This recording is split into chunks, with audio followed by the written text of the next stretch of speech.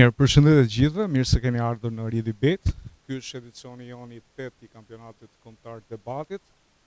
Është një kampionat që në këtë edicion të 8 vjen paksa ndryshe, duke u fokusuar në një temë shumë të rëndësishme, që është ajo e ekonomisë qarkulluese dhe zhvillimit të qëndrueshëm. Ndaj unë dua të falenderoj ata që bëjnë të mundur pikë së pari këtë projekt në këtë edicion.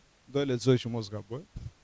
Ky projekt është pjesë e projektit BE për ekonominë qarkulluese dhe qytetet e jetueshme, bashkëfinancuar nga Bashkimi Evropian dhe Ministria Gjermane për Bashkëpunim Ekonomik dhe Zhvillim, dhe që zbatohet nga Giz Albania në partneritet me Ministrinë e Turizmit dhe Mjedisit, dhe zbatohet dhe organizohet nga Organizata Liburnetit. Për ata që nuk më njohin, unë jam drejtuesi i organizatës, quhem Krishnik ose për të gjithë Niko, dhe ky aktivitet është edhe piknisja e edicionit të 8 me fazën rajonale, duke filluar pikërisht nga Tirana.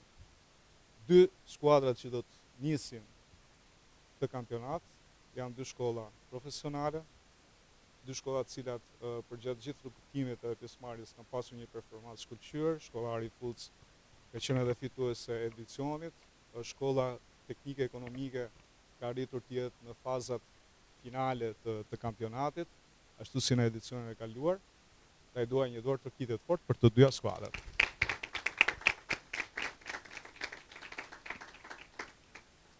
Ju e dini që qëllimi i këtij aktiviteti nuk është vetëm kampionati, pra kemi një aktivitet sa më të bukur ku targetohemi të gjithë, por është pikërisht zhvillimi i mendimit kritik. Kemi të rinj sa më gjithëpërfshirës, sa më përfaqësues, që të jenë ndoshta pse jo elita e atyre që do të na drejtojnë në të ardhmen. Edhe mos kemi këto shembuj që kemi sot, por kemi frymë sa më pozitive edhe sa më të re. Prandaj jemi këtu sot. Ky kampionat vlerësohet nga një trup gjykatësish. Sot do të kenë kënaqësinë të vlerësojnë të dyja skuadrat. Endi Kalemaj, i cili vjen për herë të parë në RiDebate, por ka një eksperiencë me debatet, me formatet e ngjashme. Vjen nga Agjencia Kombëtare e Rinisë, i cili ka qenë donator dhe mbështetës i kampionatit për gjatë gjithë vitet dhe të kaluara. Dhe gjë rastin falenderoj edhe zonjën Bora Mushaqi, e cila është pjesë aktive e këtij kampionati dhe e ka ndjekur gjithmonë me interes. Duhet të falenderoj Zysha Ida Gogën. Ne i thrasim Zysha se kështu duam që ta identifikojmë, sepse gjendemi më afër me të në këtë mënyrë. Është lektore në Universitetin e Tiranës, Fakulteti Shkencave Sociale. Eliverta Muço vjen për të 8-ën vit radhazi në kampionatin kombëtar debatit si trup e gjykatësve, në profesion është farmaciste. Shumë mirë. Pasi kemi një orë dhe jurin, do të vijojmë me debatin. Ju e dini që temat këtë vit, sikurse e ceka dhe në fillim, janë të përqendruara te ekonomia qarkulluese. 2 tema do të kemi sot në këtë debat, kështu që do të ftoj një nga anëtarët e shkollës Ari Fulc. Me qenë se jemi të shkolla Ari Fulc, dua të falenderoj edhe shkollën, e cila ka bërë të mundur edhe organizimin e debateve të kampionatit kombëtar debate për sa i përket rajonit të Tiranës, në ambientet e bibliotekës. Faleminderit Zysha. Hajde tani. Zgjidhim temat. Jo, temat. Kemi këtu. Do bëhemi pak edhe ne viral, domethënë zarfi. Cilin zarf do zgjedhim? Okej. Zbulojmë pak temën. Përgjegjësia e konsumatorëve. Në të vërtetë, sa mund të bëjmë ndryshimin? Pra, tema për cilën do diskutojmë në debatin e parë, i cili është debati i skuadrave, pra ku të 8 anëtarët do të kenë mundësi të flasin edhe të japin argumentet, do të jetë përgjegjësia e konsumatorëve, në të vërtetë, sa mund të bëjmë ndryshim. Është e qartë tema? Okej, bëjmë tani përzgjedhjen për sa i përket qëndrimit që do të mbajnë 2 skuadrat, pro ose kundër. Hajde Arber.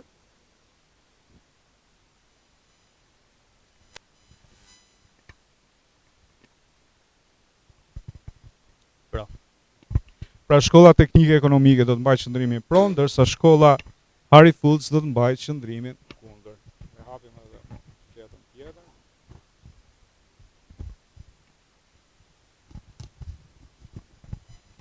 Ja ku kemi. Mirë pra, keni 7 minuta kohë për gatitore.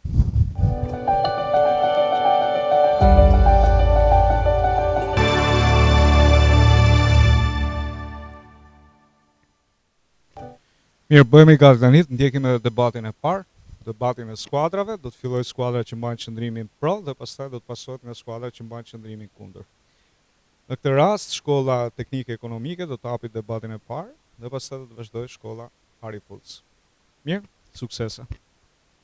Sigurohuni gjithmonë mikrofonin ndezur kur flisni. Kam kënaqësinë të nis këtë debat duke përshëndetur jurin dhe të gjithë skuadrën konkurruese nga Harry Fulc. Unë quhem Geni Skoliqi dhe qëndrimi im pro ndaj përgjegjësisë konsumatore qëndron në bindjen se është një mekanizëm dhe një hallk shumë e rëndësishme që fuqizon tregun vendas, le të themi rrit konkurrencën dhe patjetër garanton të drejtat konsumatore. Sot për sot që ne flasim, konsumatorët nuk janë më pasiv.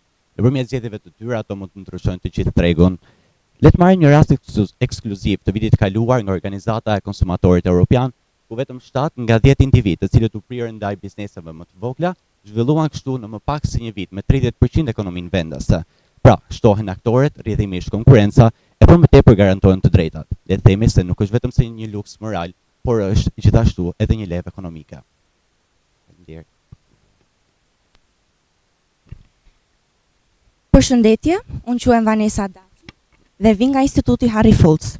Ju falenderoj për argumentin që ju dhat, por lëmëni t'ju them se korporatat formsojnë kulturën e konsumit duke ndikuar drejt për drejt në zgjedhjen, sjelljen e konsumatorit dhe perceptimin e tij mbi vlerën e produkteve nëpërmjet fushatave të marketingut dhe reklamave.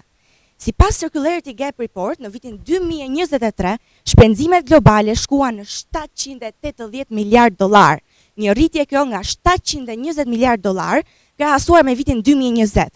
Gjithashtu, një studim tjetër i Instat tregonte se mbi 70% e konsumatorëve në Shqipëri blejnë produkte të cilat reklamohen në televizor dhe billboards.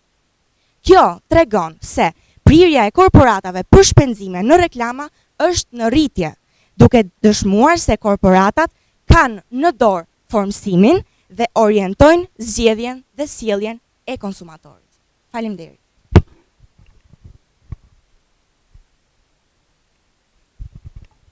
Përshëndetje të gjithëve, jam Viola Shkëmbi.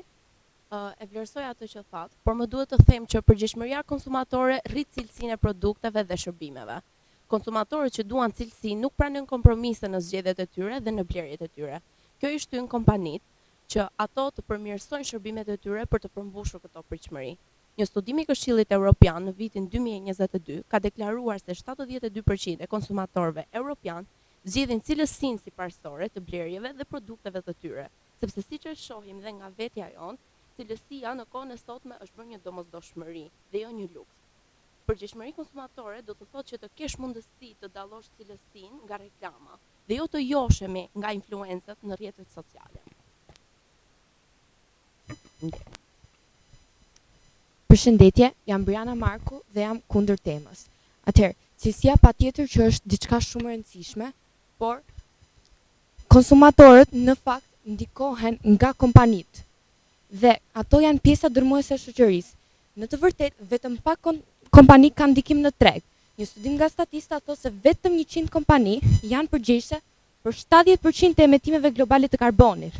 Pra, nëse ne ushtrojmë presion te këto pak kompani që ato të ndryshojnë politikat e tyre, do ishte shumë më e lehtë se sa ne të shtynim konsumatorët të ndryshonin sjelljen, pasi ne jemi miliarda konsumator. Kompania e ka vetë në dorë ndryshimin e politikës dhe kjo nuk do ndryshojë sepse pak konsumator zgjedhin cilësinë. Një efekt transformues dhe i shpejtë do të ndodh vetëm po të ndryshojnë politikat e këtyre pak kompanive. Ndërkohë që sado që ne të ndryshojmë sjelljen e konsumatorëve, efekti nuk do ishte aq i madh ose aq i shpejtë. Faleminderit. Përshëndetje, jam Livia Çuadari. E dëgjova me vëmendje argumentin e Brianës, por nuk jam as pak dakord. Për shkak se ekonomia, se përgjegjësia konsumatore ndikon në mënyrë reale dhe pozitive në zhvillimin ekonomik të një vendi. Konsumatorët të cilët zgjedhin shërbime ose produkte të përgjegjshme, i shpenzojnë paratë e tyre në kompani që bien në përputhshmëri me parimet e 1 qëndrueshmërisë, 2 etikës dhe 3 inovacionit. Ky drejtim orienton në industri të reja, vende pune cilësore dhe gjithashtu në besueshmërinë e konsumatorëve. Pra ekonomia jo vetëm bëhet më e drejtë, por bëhet gjithashtu dhe më e qëndrueshme ndaj krizave globale. ekonomitë që promovonin konsum të përgjegjshëm pa një rritje prej 2% në PBB, prodhimin e brendshëm bruto. Dhe kjo statistikë vjen prej Bankës Botërore në vitin 2023. Përgjegjësia konsumatore nuk është vetëm idealizëm, por gjithashtu sjell përfitime të prekshme ekonomike. Nëse konsumatorët mund sjellin rritje ekonomike, drejtësi sociale dhe mbrojtje të mjedisit, atëherë pse mos ta përdorim këtë fuqi për të përmirësuar të ardhmen? Faleminderit. Përshëndetje Livia, unë jam Nikolasi dhe do doja të kundërshtoja duke thënë se dua ta shohim nga një pikpamje tjetër, se si ne mund të presim që konsumatorët të bëjnë zgjedhjen e duhur drejt një ndryshimi pozitiv, ku kompanitë shpeshherë përdorin disa teknika mashtruese për t'i gënjur ata, siç është teknika e greenwashing, ku kompanitë promovojnë produktet e tyre si miqësore ndaj mjedisit për të mashtruar konsumatorët që t'i blejnë ato, kur në të vërtet nuk janë të tilla. Do doja të kujtoja skandalin e Volkswagen në vitin 2012, kur ato e promovuan makinën e tyre si shumë miqësore ndaj mjedisit, duke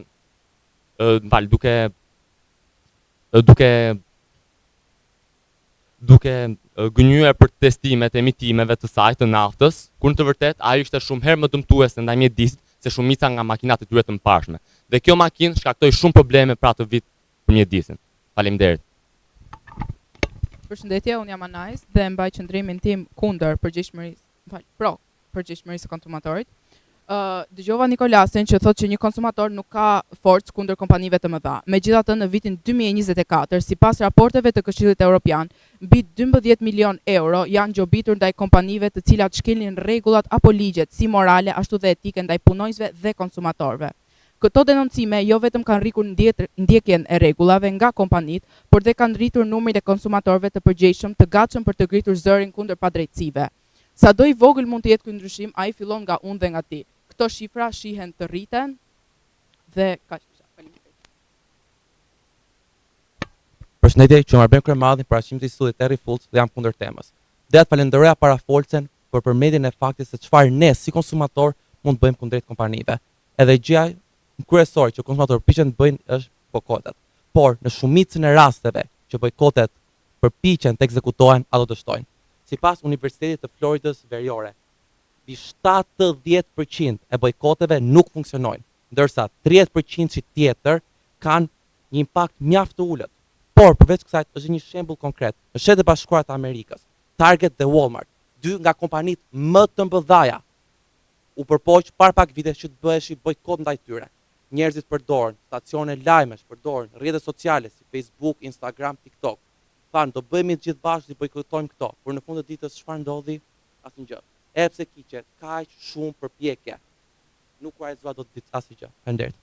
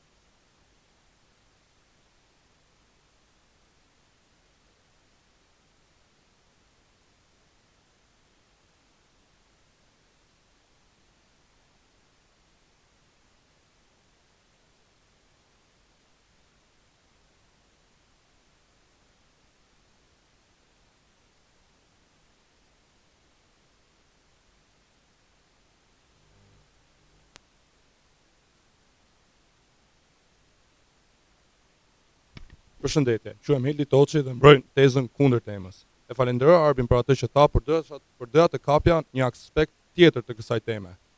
Çfarë zgjedhje do të kishte konsumatori nëse tregu është i dominuar nga monopolet dhe oligopolet?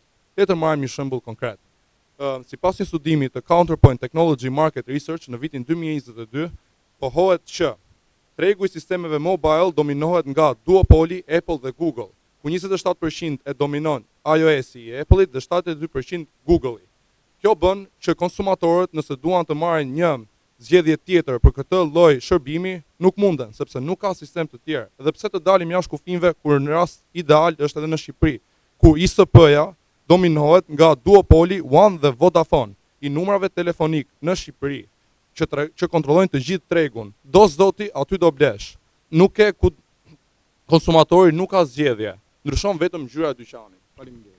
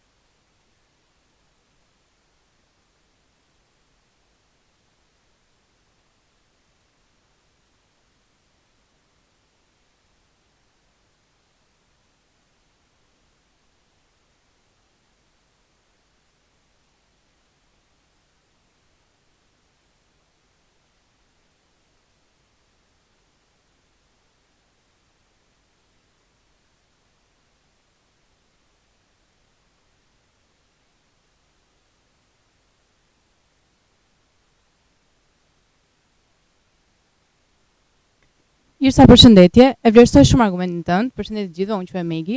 Në një pjesë argumentit ju thatë që konsumatorët dhe sikur të duan të jenë të përgjegjshëm nuk munden.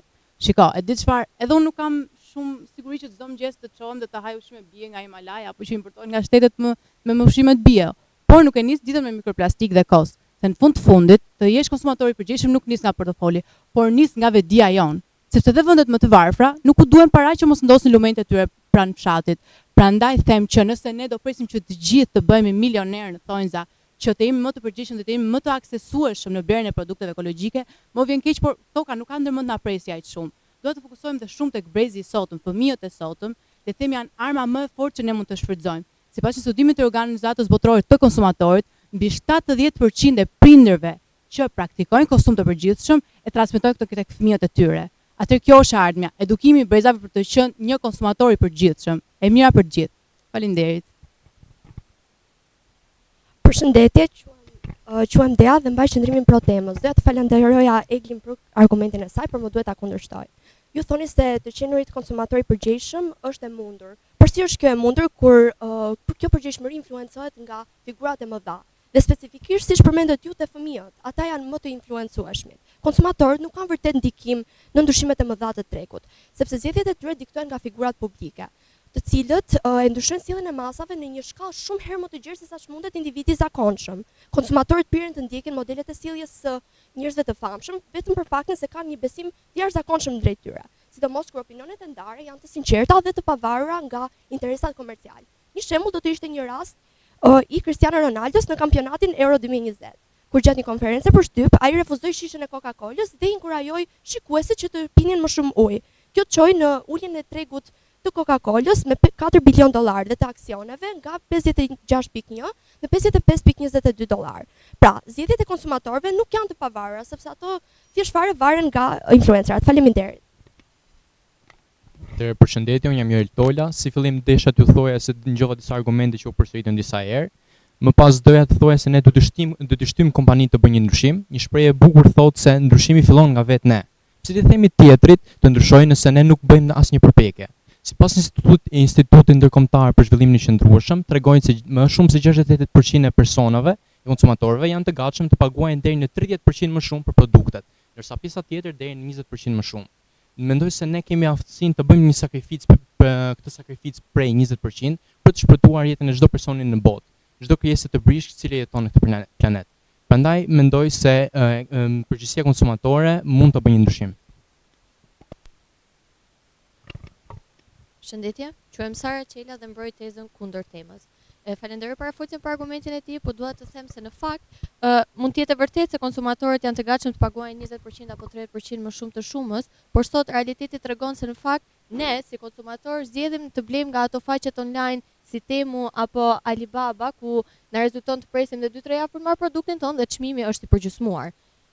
Nisur nga kjo, duhet të flas për perspektivën e tregut online, që në fakt erdhi një ndryshim apo një njërisi e jashtëzakonshme e propozuar nga kompanitë e mëdha si Amazon, Alibaba, Temu e shumë të tjera të cilët investuan në atribute dhe strategji marketingu. A mendoni ju se kompanive ju interesoj shumë mendimi i konsumatorëve nëse ata do të ishin dakord me tregun online apo jo? Përkundrazi, ata ulën çmimet dhe filluan një treg shumë më të madh dhe një ndër ndikimet më të mëdha të industrisë ekonomike vetëm online. Kjo tregon në fakt se janë kompanitë ato që bëjnë ndryshimin dhe se konsumatorët kanë diçka të vogël në dorë, por jo, në të vërtetë ndryshimi më i madh vjen nga kompanitë. Faleminderit.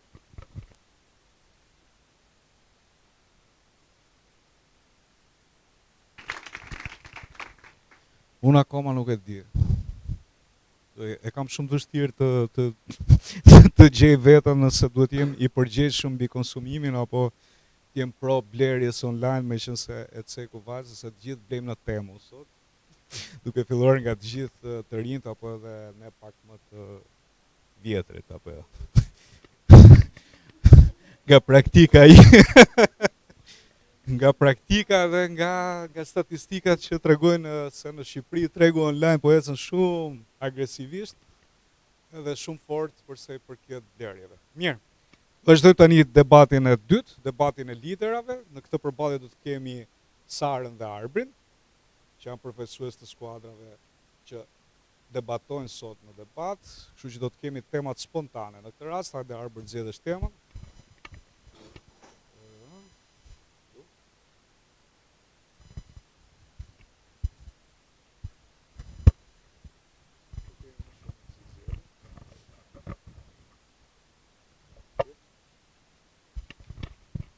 Në Shqipëri suksesi varet më shumë nga lidhjet sesa nga aftësitë. Pra, në Shqipëri suksesi varet më shumë nga lidhjet, pra njohjet që mund të kemi, sesa nga aftësitë, pra nga meritokracia që mund të kemi. Okej? Është e qartë tema? Ta lexoj edhe një herë. Atëherë, në Shqipëri suksesi varet më shumë nga lidhjet sesa nga aftësitë.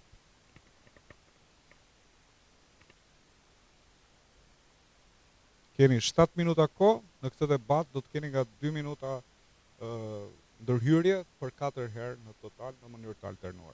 Mirë? Suksese. Fal. Hajde Sara.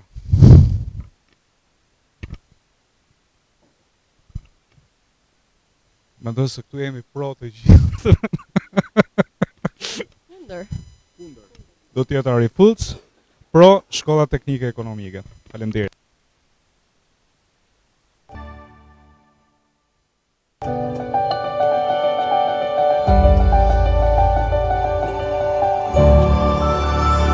Të fillojmë me debatin e dytë, debatin e liderave në këtë përballje midis Sarës dhe Arbrit për temën në Shqipëri suksesi varet më shumë nga lidhjet sesa nga aftësitë. Suksese. Atëherë përshëndetje për herë dytë. Përsëri jam Arbri. Atëherë jam pro temës që në Shqipëri suksesi varet nga lidhjet sesa nga meritokracia ose nga aftësitë e personit. Nëse flasim realisht, asnjëri nga ne s'mund ta kundërshtojë këtë temë, pasi kemi shumë eksperjenca dhe jemi personalisht të prekur. Këto mund ta shohim edhe nëpër shkolla, ku nxënësit që kanë lidhje familjare me vetë arsimtarët janë të predispozuar për të favorizuar nga institucioni arsimor. Jo më kot që të vegjël prindrit na kanë mësuar që jeta nuk është gjithmonë e drejtë. Por gjithmonë do të përpiqemi më shumë dhe të vazhdojmë pa ndaluar. Siç shpreu dhe juria më parë, ne jemi të pakënaqur nga politika shqiptare. Kjo më sjell te pika tjetër e argumentit tim, e cila është politika. Politika na ka bërë më të qartë dhe shumë evidente që lidhjet e forta janë ato që të bëjnë të jetësh përpara.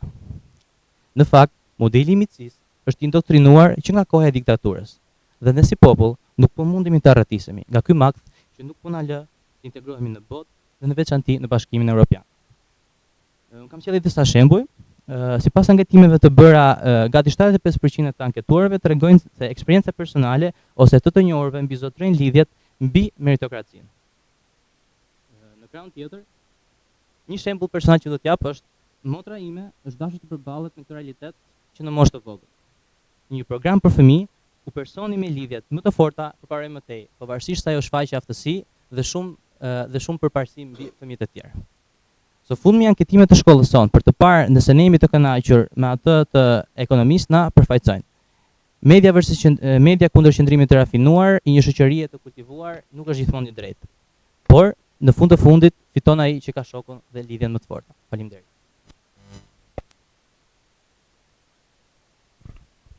Përshëndetje, edhe njerë quhem Sara Qela, jam lidera e Institutit Arifujs dhe mbroj tezën kundër temës. Falenderoj Arbrin dhe gjithashtu e falenderoj dyfish për që kapi një nga aspektet më të rëndësishme ku është edhe arsimimi apo edukimi në vendin tonë. Një nga temat ku në fakt ne, personalisht unë si maturante, vërej se pikërisht në Shqipëri suksesi varet më tepër nga aftësitë. Nisur kjo nga matura shtetërore, formati i vlerësimit maturës shtetërore, ndarja e peshës së vlerësimit 50% mesatarja e viteve të gjimnazit dhe 50% rezultati i provimeve të maturës. Ne jemi dëshmitar të gjithë këtu të sa viteve që është implementuar kjo mënyrë ku provimi maturës shtetërore menaxhohet në një mënyrë shumë të rreptë. Tashmë vitet e fundit, provimi është kryer në korridorët e shkollave, të survejuar nga kamera dhe gjithashtu nga administratorë të ndryshëm, ku në fakt nxënësit as nuk e kanë idenë se cili është mbikëqyrësi i sallës. Patjetër që jeta nuk është e drejtë, por ndarja pikërisht në këto pesha na bën neve të aftë dhe pikërisht janë këto aftësi ato që na çojnë ne drejt suksesit tonë. Gjithashtu, nisur nga anketimet, vjet ishim pjesë e projektit DIP, ku ne bëm pikërisht një anketim lidhur me mendimin e maturantëve mbi maturën shtetërore. Dhe nuk po flas për stresin apo angazhimin që ato kanë, por se 225 maturantë të investiguar nga shkolla të ndryshme thanë se në fakt ndarja e peshës së maturave është e drejtë. Dhe të gjithë mund ta dëshmojmë këtë. Pra askush nuk dikohet nëse në 4 vite apo në 3 vite nuk ka mundur të jetë i suksesshëm për 1001 arsye, ka mundësinë e dytë maturën shtetërore. Apo e anasjellta, nëse një nxënës në periudhën e provimeve të maturës, po për 1001 arsye nuk mund të jetë i suksesshëm, ka mesataren dhe punën e tij të pandërprer gjatë 3 viteve. Kjo tregon qartazi se suksesi nuk varet nga lidhjet. Faleminderit.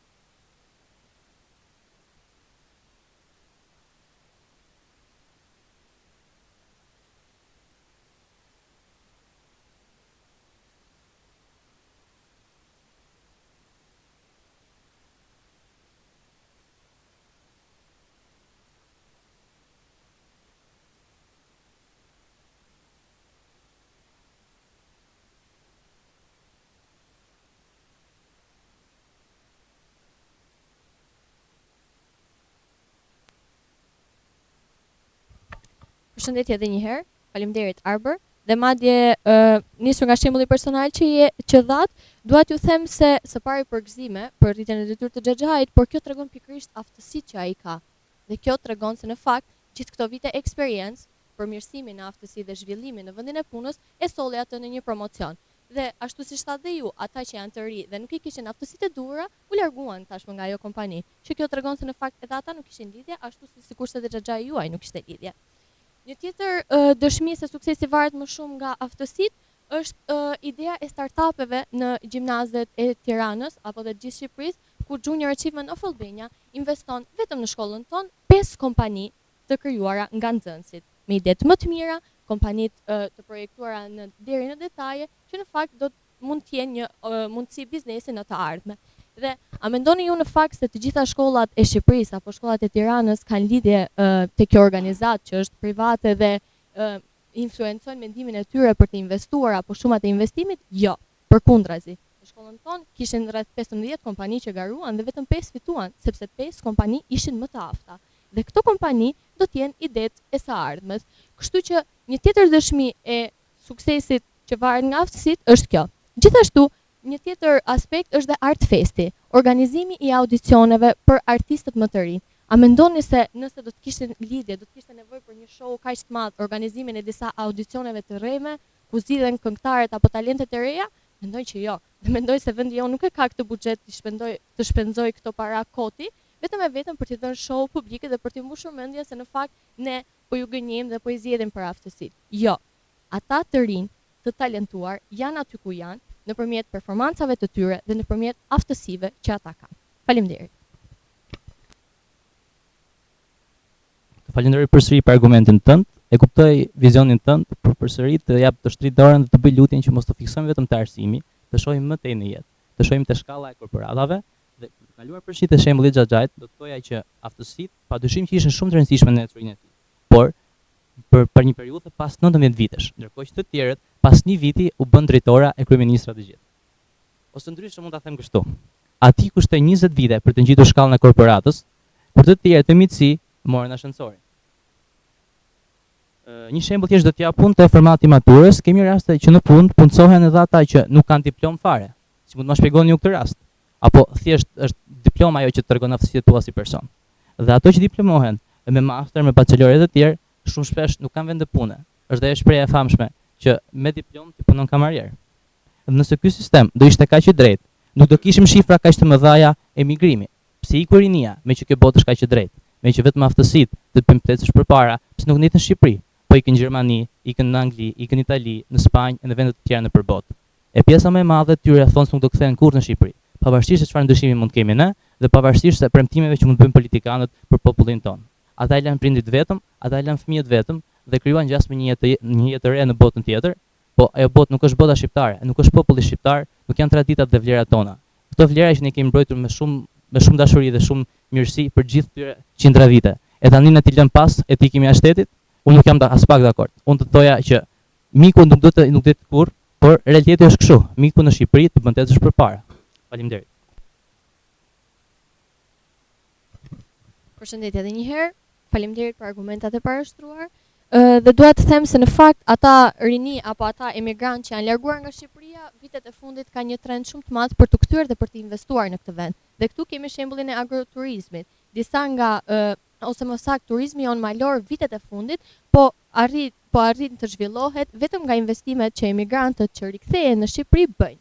Kjo tregon në fakt se edhe ata, ashtu sikurse ne po flasim për vendin tonë, i kanë arritur gjithçka nëpërmjet aftësive. Dhe vinë këtu dhe po nëpërmjet këtyre aftësive ju bëhet i mundur një sukses i pamas, që në fakt po e çon vendin tonë në majat e revistave dhe të gazetave më të famshme të turizmit. Gjithashtu, një tjetër aspekt është sërish aspekti i artistëve, ku një nga këngëtarët më të njohur, Alban Skënderaj, të cilin ne të gjithë e njohim, që ka mbi 20 ca vite karrierë, në fakt arriti vetëm vitin e kaluar të bënte recitalin e tij të parë. Kjo tregon se në fakt mundësitë ekonomike, mundësitë apo lidhjet që ai kishte, nuk ja mundsuan ndër këto vite të kishte një performancë të tillë apo të arrinte një sukses kaq të madh. Por në momentin ku ai arriti pikun me publikimin e më shumë se 20 këngëve brenda vitit, e bëri atë të kishte kulmin e suksesit. Pra, aftësia e tij ishte pikërisht ajo që e solli në atë pikë dhe në atë maj. Kjo tregon se edhe ata që janë të famshëm, përpos popullit të thjesht me miq apo me bijemra që maj, në fakt janë aty vetëm për shkak të aftësive që kanë. Gjithashtu, festivali i RTS është një tjetër aspekt ku ne mund të kapemi për të dëshmuar se janë aftësitë ato që sjellin suksesin në Shqipëri. Vitin e kaluar kishim 2 konkurrentë final. Elvana Gjata, një ndër këngëtarët më të famshme, dhe një bandë e re që doli, Shkodra Elektronike, që në fakt janë përfaqësuesit e Shqipërisë në Eurovision. A i dini pse? Në fakt sepse zgjedhja e fituesit të festivalit të RTS dhe përfaqësuesit ton në festivalin kombëtar në Europian të Eurovisionit ishte 50% për votat e jurisë dhe 50% për shkak të publikut. Dhe kjo u nda. Juria në fakt votoi 45% për këngëtaren e famshme dhe pjesa tjetër për bandën e re.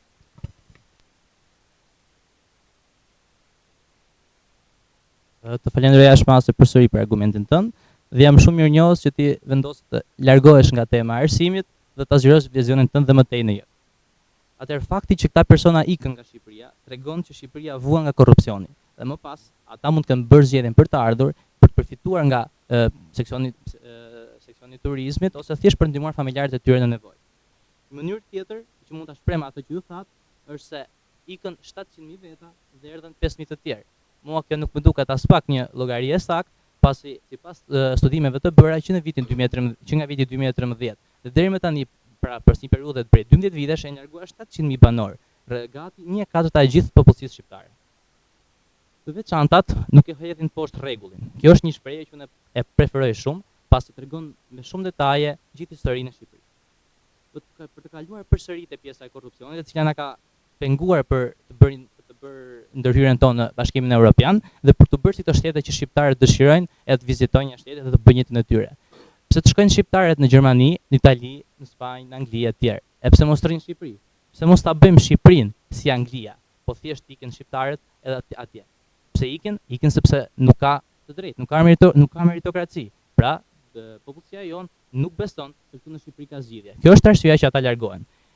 Një nga shoqjet e mia të ngushta dëshiron të bëhet aktore me që po flisnit për artistët, por si gjithmonë në Shqipëri fiton miku, e për të nuk ka vend në tregun shqiptar.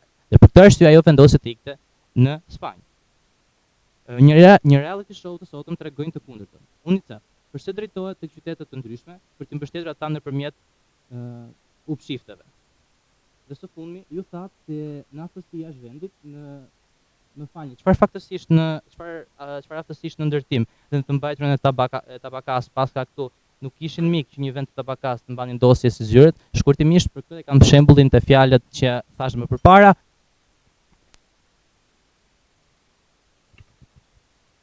Faleminderit. Dhe në fakt më vjen mirë që preket pak dhe pjesën e korrupsionit. E vërtet në fakt, vitet e fundit në Shqipëri korrupsioni ka kapur shifra shumë të larta, por dua t'ju rikujtoj një organizatë që është krijuar, SPAK, e cila në fakt vitet e fundit apo kohët e fundit po denoncon dhe po bën arrestimin e shumë politikanëve për afera të korrupsionit. A mendoni ju se arrestimi i kryebashkiakut të Tiranës është diçka që ishte dikush që nuk ishte lidhje apo njohje? Jo, në fakt tregon se suksesi apo pavarësia e gjithçka dhe e pushteteve në Shqipëri është pikërisht nga aftësitë. Dhe kjo e dëshmon më së miri se në fakt ne në këtë mënyrë nuk kemi nevojë për lidhje në Shqipëri që të arrijmë sukses. Patjetër që dhe unë i ftoj të gjithë emigrantët që janë larguar apo ata që kanë në plan të largohen të qëndrojnë në vendin tonë. Dhe ai dini pse? Sepse në fakt, nëse dikush ka një diplomë dhe ai nuk është i aftë apo nuk ka marr aftësitë e duhura për të punuar në një kompani, më vjen keq ta them, po atëherë është më mirë të mësoj zanatin e mbajtjes së tabakas. Kështu që nuk mund të themi se kemi nevojë për lidhje për të futur në vendin e punës, për të fituar universitetin apo edhe për të përmirësuar vetë në identitetin tonë personal. Ne mjafton të kemi aftësitë e duhura. Shkolla jonë, të dyja shkollat që po përballemi këtu janë shkolla profesionale, që tregojnë në fakt se ne jemi fëmijë që kemi zgjedhur nga aftësitë tona të jemi këtu ku jemi. Dhe neve na ofrohen shumë mundësi në krahasim me gjimnazet e tjera të përgjithshme në profilet që zgjedhin. Pikërisht sepse jemi më të aftë, sepse kemi këto aftësi dhe nuk kemi nevojë për lidhje, për njohje, për mirësi apo për shumë favore të tjera, por vetëm për veten tonë dhe për punën tonë. Faleminderit.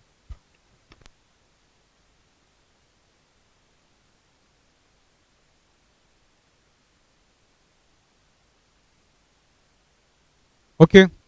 Kemi përfunduar me debatin, unë ju uroj shumë suksese. Tani është momenti që juria të bëj diskutimet, vlerësimet padyshim mbi ato çfarë dëgjuam në këto 2 sesione debati.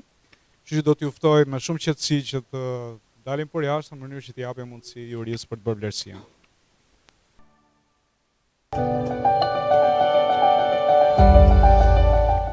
Okej, jemi gati tani të marrim edhe vlerësimin e jurisë për debatin e parë midis shkollës Harry Fultz dhe shkollës teknike ekonomike nga Tirana.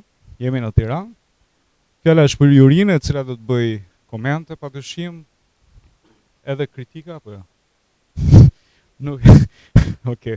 Jo, keni qenë vërtet shumë të mirë edhe kishit një përgatitje maksimale për sa më takon mua, ç'a dëgjova në përgjithësi. Fjala për ju. Po.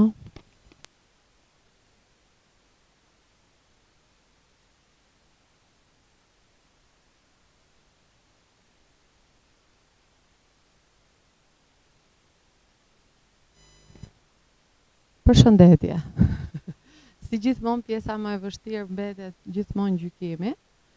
Për mua personalisht është e lehtë të gjykoj, sepse duke qenë se kam qenë dhe trajnuesja për këtë format në kaq vite, do të thotë që objektiviteti për sa kohë është pjesë dhe tregues shumë i rëndësishëm i formatit të çdo debati dhe është respektuar objektiviteti nga ju personalisht, patjetër që do të respektohet objektiviteti nga juria, sepse në fund fare gjithë qëllimi i debatit dhe i këtij kampionati përtej një dite që ju takojeni sot përballë njëri tjetrit është që t'i qasemi sa më shumë dëshmive dhe fakteve dhe të mos vendosim monopol mbi një të vërtetë, sepse askush nuk e ka monopolin mbi të vërtetën, por duke patur sa më shumë dëshmi dhe fakte, ne arrim që të forcojmë pozitat tona në të menduar. E meqense Niko po thoshte po kritika, patjetër që kritika ka, sepse fjala kritikos do të thotë të peshosh mendimin. Dhe të arrish të peshosh mendimin, gjëja më e mirë do ishte në shkallët e mendimit kritik, që ne të bëhemi mendimtar reflektues duke peshuar mendimet tona. Por, për sa kohë ne kemi autoritetin e ekspertit në këtë gjykim, do të thotë që dhe ne mund të japim disa kritika.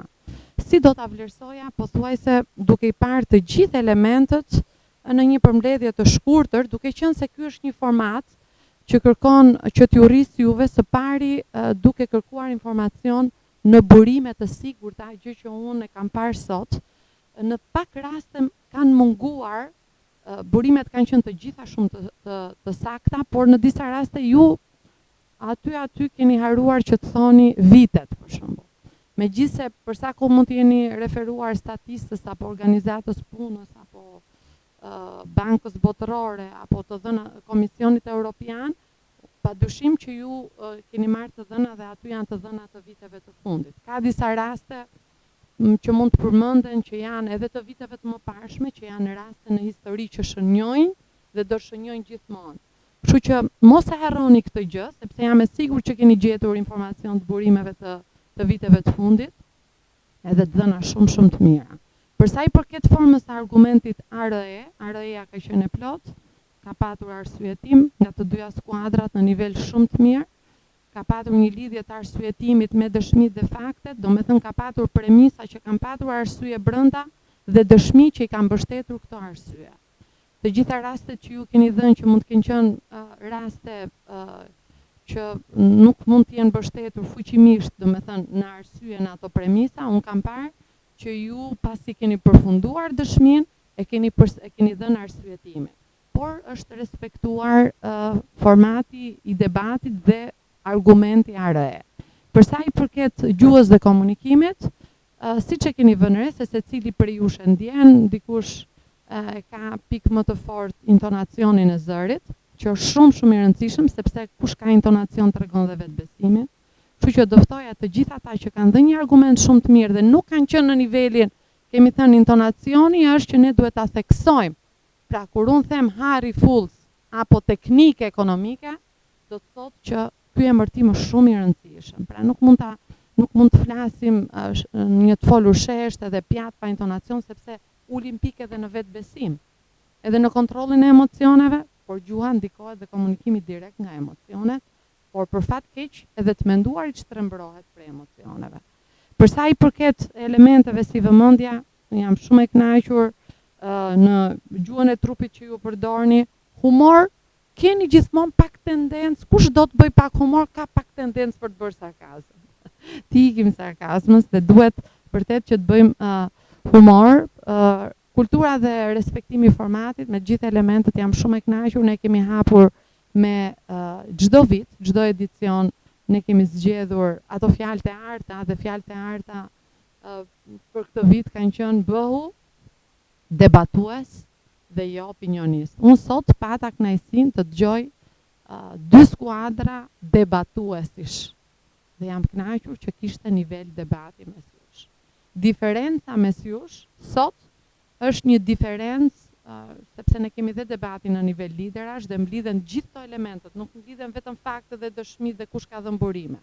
Pra duhet kuptoni që çdo lëvizje e kokës, çdo qëndrim pra vlerësohet në këtë format. Pak rëndësi ka për ju dhe për ne si juri, sepse ne jemi në një fazë ku merrni këto kritika dhe uroj që ky rrugtimi juaj të vazhdojë gjatë edhe në fazat e tjera. Faleminderit. Ja, përshëndetje të gjithëve. Për gëzime patët një kulturë debati shumë të mirë. Unë do ndalem vetëm tek disa kritika në thonjza.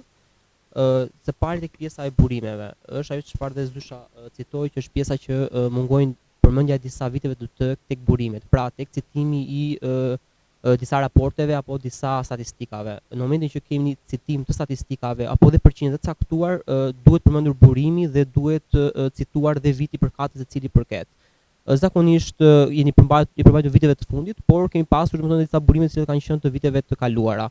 Kjo nuk ka asnjë problem, por është pjesa që ju lutem updateoni me burimet e fundit, sepse mund të ketë ndryshime nga viti në vit, por gjithashtu edhe citimi i tyre është shumë i domosdoshëm. Pra në momentin që përmendim Komisionin Evropian, duhet të themi edhe vitin 2023 apo 2024, te cili raport ne i bazohemi. Gjithashtu nëse përmendim një përqindje të caktuar, gjithashtu duhet përmendim edhe burimin se cila kjo përqindje i përket. Pra në momentin që thuhet 70% e të rinjve janë larguar jashtë Shqipërisë, duhet përmendim edhe burimin se ku ne kemi marrë këtë përqindje.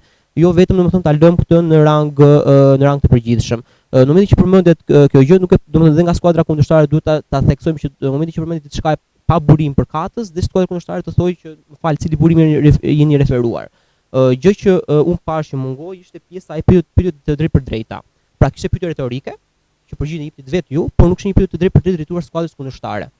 Këtë gjë domethënë shikojeni në vazhdim që ta perfeksiononi, që ta bëni pyetje të drejtë për drejtë skuadrës kundërshtare, se nuk mjafton vetëm një pyetje retorike dhënë nga ju, por duhet një pyetje drejt për drejt e dhënë skuadrës përballë se çfarë ajo mendon dhe si vepron. Unë pash emocione të shfaqura, pra kishte emocione tek të dyja skuadrat, emocione të dukshme dhe të evidentuara.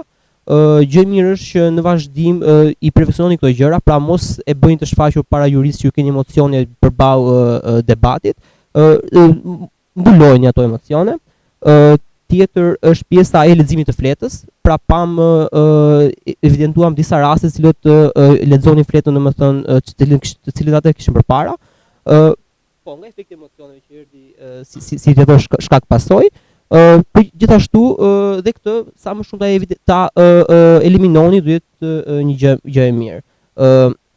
Në përballje midis të dyja skuadrave patëm një debat që ishte me të vërtetë shumë i lartë dhe cilësor. Ta theksojmë këtë gjë.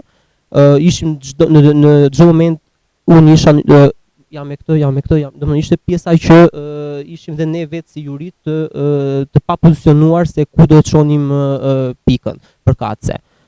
Ju përgëzoj të dyja skuadrave për debatin e parë, për debatin e dytë midis të dy liderëve, ishte shumë mirë. Por tek pjesa që duhet bërë ndarja është pjesa e intonacionit, pra që dhe s'dysha e citoj pak më parë që skuadra duhet të ketë pjesa e ndarjes që kur një fjali është më theksuar ta theksoj dhe kur një fjali është jo për të theksuar mos ta theksoj.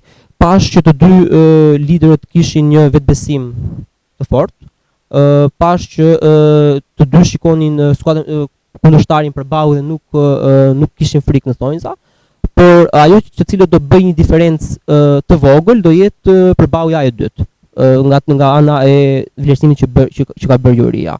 Unë i përgëzoj shumë të dyja skuadrave, bëhet një debat shumë cilësor dhe shumë të argumentuar.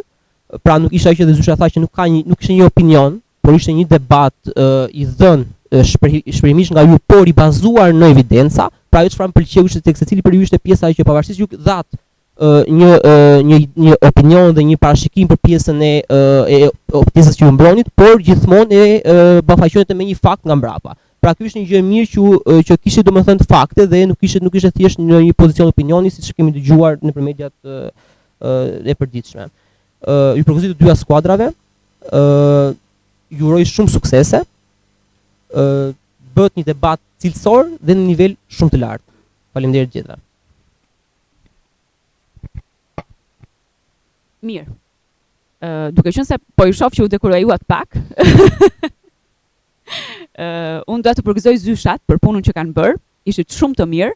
Kjo është një shtytje, sikurse ne e tham, të gjitha faktet dhe evidencat që ne ju nxorëm janë për t'ju dhënë një shtytje që të përmirësoni akoma më shumë në debatet e ardhshme. Diferenca midis të dyja shkollave është shumë e vogël dhe nuk dua ta merrni si një formë dekurajimi, por dua të merrni si një formë për të punuar akoma më shumë. Atëherë, japim pikët. Shkolla Teknike Ekonomike 234 pikë, Shkolla Harry Fultz 239 pikë. Suksese. Mirë.